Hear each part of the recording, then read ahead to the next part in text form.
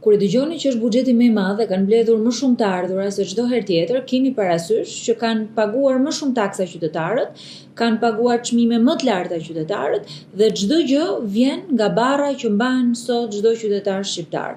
Çfarë ka ndodhur me buxhetin e shtetit këto 12 vite dhe reflektohet njëkohësisht edhe në janar. Janë mbledhur më shumë të ardhura nga TVSH-ja, që është taksa konsumit.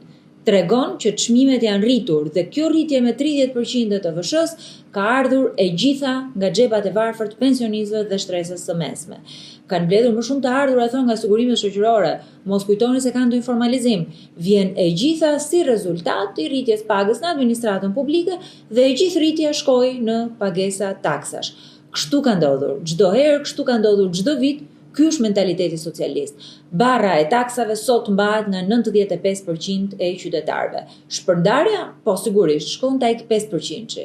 Kjo duhet ndryshoj, kjo piramid duhet përmbysur, ku pjesa më e madhe e qytetarëve që paguajnë taksa duhet patjetër të marrin shërbime së pari dhe së dyti të paguajnë taksa të drejta për punën e tyre, për kontributin e tyre.